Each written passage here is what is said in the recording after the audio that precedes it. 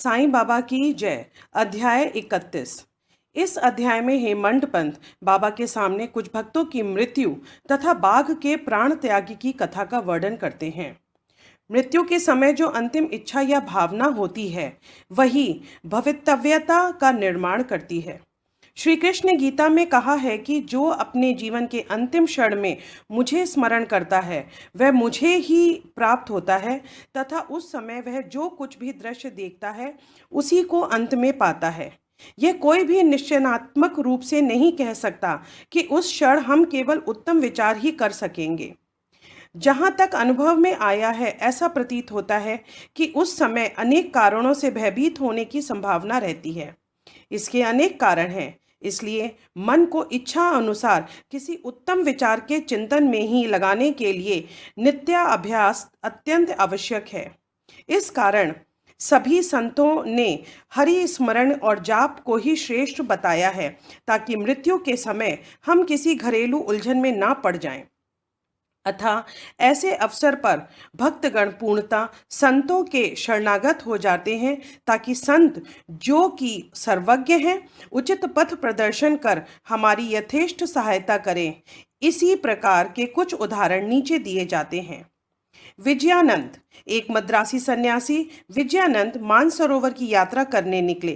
मार्ग में वह बाबा की कीर्ति सुनकर शिरडी आए, जहां उनकी भेंट हरिद्वार के सोमदेव जी स्वामी से हुई और इनसे उन्होंने मानसरोवर की यात्रा के संबंध में पूछताछ की।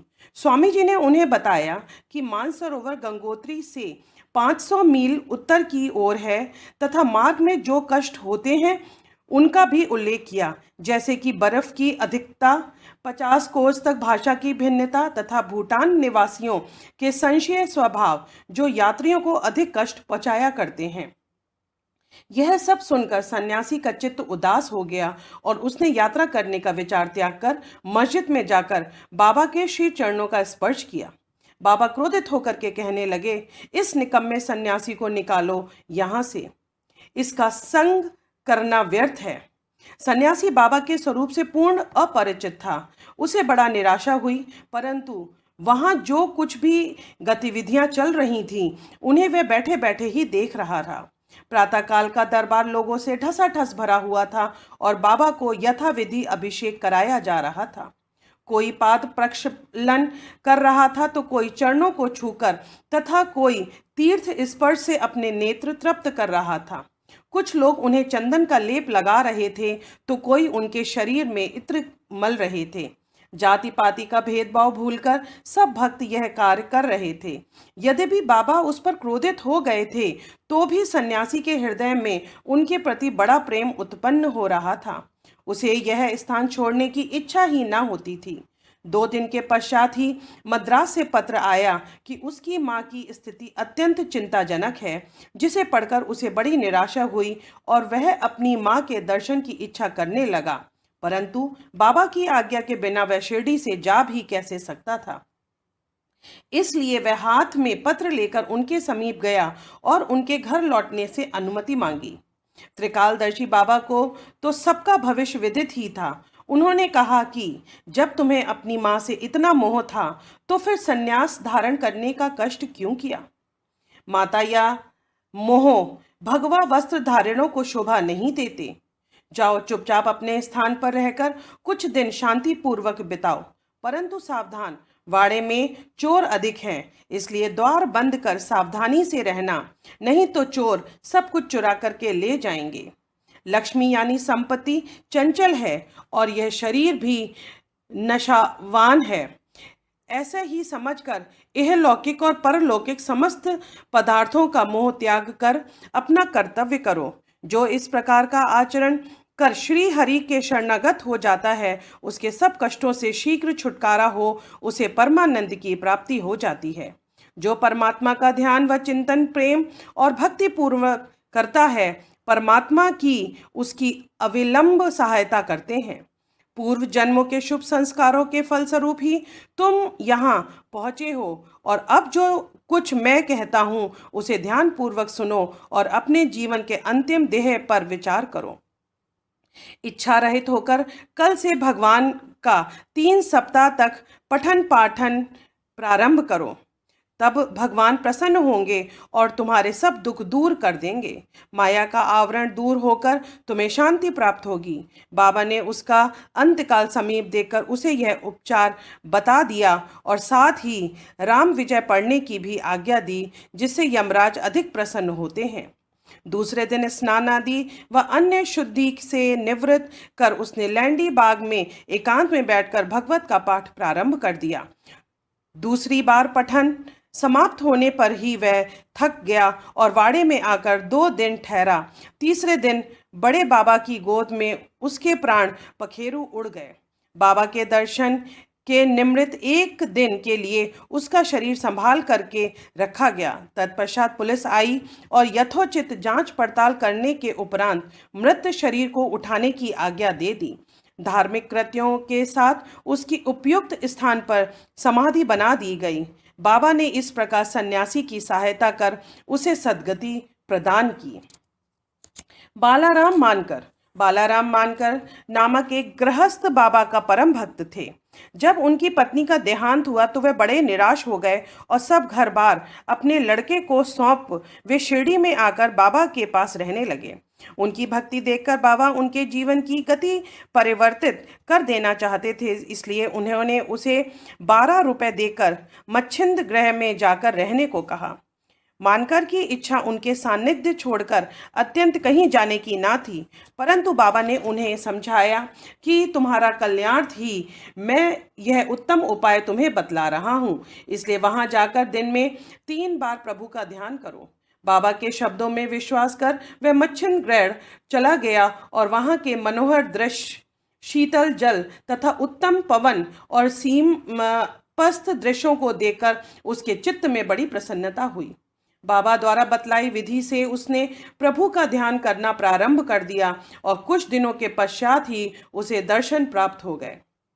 बहुधा भक्तों को समाधि या तुरीय अवस्था में ही दर्शन होते हैं, परंतु मानकर जब तुरीय अवस्था में से प्रकृत अवस्था में आया तभी उसे दर्शन हुए।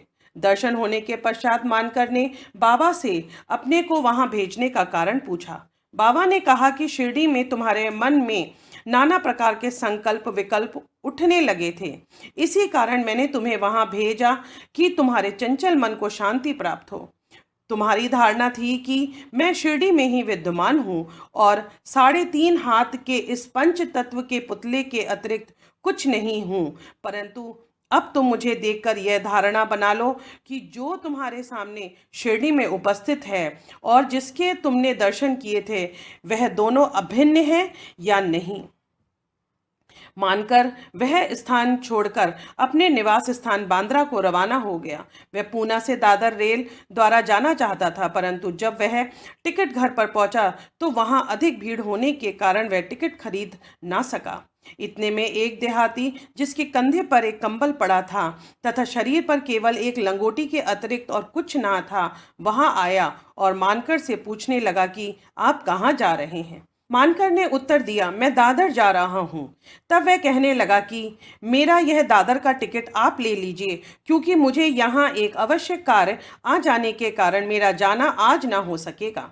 मानकर को टिकट पाकर बड़ी प्रसन्नता हुई और जब उसने अपनी जेब से पैसे निकालने लगा, इतने में टिकट देने वाला आदमी भीड़ में कहीं अदृश्य हो गया। मानकर ने भीड़ में पर्याप्त छानबीन की, परंतु सब व्यर्थ ही हुआ। जब तक गाड़ी नहीं छूटी मानकर उसके लौटने की ही प्रतीक्षा करता रहा, परंतु वह अंत तक न लौटा। इस प्रकार मानकर को यह विचित्र रूप में द्वितीय बार दर्शन हुए। कुछ दिन अपने घर ठहरकर मानकर फिर शिरडी लौट आया और श्री चरणों में ही अपने दिन व्यतीत करने लगा। अब वह सदैव बाबा के वचन और आज्ञा का पालन करने लगा। अंततः उस भाग्यशाली ने बाबा के सम्मुख उनका आशीर्वाद प्राप्त कर अपने प्राण त्यागे। ताता साहेब नूलकर। हेमंत पंथ ने ताता साहेब नूलकर के संबंध में कोई विवरण नहीं लिखा है, केवल इतना ही लिखा है कि उनका देहांत शिरडी में हुआ था। साईं लीला पत्रिका में संक्षिप्त विवरण प्रकाशित हुआ था, जिसमें तात्या साहेब पंढरपुर में उप न्यायाधीश थे। उसी समय नाना साहेब चंदोरकर भी वहां के मामलतदार थे। ये दोनों आपस में बहुधा मिला करते थे व प्रेम पूर्वक वार्तालाप किया करते थे। ताता साहेब संतों में अविश्वास रखते थे, जबकि नाना साहेब की संतों के प्रति विशेष श्रद्धा थी। नाना साहेब ने उन्हें साईं बाबा की लीलाएं सुनाई और एक बार शिरडी आकर बाबा के दर्शन लाभ उठाने को आग्रह किया। वे दो ही शर्तों पर चलने को तैयार हुए। उन्हें ब्राह्मण रसोइया मिलना चाहिए तथा भेंट के लिए नागपुर के उत्तम संतरे होने चाहिए। शीघ्र ही ये दोनों शर्तें पूर्ण हो गईं। नाना साहेब के पास एक ब्राह्मण नौकरी के लिए आया, जिसे उन्होंने तात्या साहेब के पास भिजवा दिया, और एक संतरे का पार्सल भी आया, जिसे भेजने वाले का कोई पता ना लिखा था। उनकी दोनों शर्तें पूरी हो गई थीं, इसलिए अब उन्हें शिरडी जाना ही पड़ा। पहले तो बाबा उन पर क्रोधित हुए, परंतु जब धीरे धीरे तात्या साहेब को विश्वास हो गया कि वे सचमुच ही ईश्वर अवतार हैं, तो वे बाबा से प्रभावित हो गए और फिर जीवन पर्यंत वहीं रहे। जब उनका अंतकाल समीप आया तो उन्हें पवित्र धार्मिक पाठ सुनाया गया और अंतिम क्षणों में उन्हें बाबा का पदातीर्थ भी दिया गया। उनकी मृत्यु का समाचार सुनकर बाबा बोल उठे, अरे तात्या तो आगे चला गया, अब उसका पुनः जन्म नहीं होगा। मेघा 28वें अध्याय में मेघा की कथा का वर्णन किया जा चुका है। जब मेघा का देहांत हुआ तो सब ग्रामवासी उसकी अर्थी के साथ चले और बाबा भी उनके साथ सम्मिलित हुए तथा उन्होंने उसके मृत शरीर पर फूल बरसाए। दाह संस्कार होने के पश्चात बाबा की आंखों से आंसू गिरने लगे। एक साधारण मनुष्य के समान उनका भी हृदय दुख से वर्दीर्ण हो गया। उसके शरीर को फूलों से ढककर एक निकट संबंधी के सदृश रोते पीटते वे मस्जिद को लौटे। सद्गति प्रदान करते हुए उनके संत देखने को आए, परंतु बाबा की महानता अद्वितीय ही थी। जहाँ तक कि बाघ सरीखा एक हिंसक पशु भी उनकी रक्षा के लिए बाबा के शरण में आया, उसका वृतांत निम्नलिखित है। बाघ की मृत्यु। बाबा के समाधिस्थ होने के 7 दिन पूर्व शिरडी में एक विचित्र घटना घटी। मस्जिद के सामने एक बैलगाड़ी आकर रुकी, जिस पर एक बाघ जंजीरों से बंधा हुआ था। उसका भयानक मुख गाड़ी के पीछे की ओर था। वह किसी अज्ञात पीड़ा या दर्द से दुखी था। इसके पालक 3 दरवेश थे, जो एक गांव से दूसरे गांव में जाकर उसका नित्य प्रदर्शन करते और इस प्रकार यथेष्ट द्रव्य संचय करते थे, और यही उनकी जीवन प्रयोजन का एकमात्र साधन था।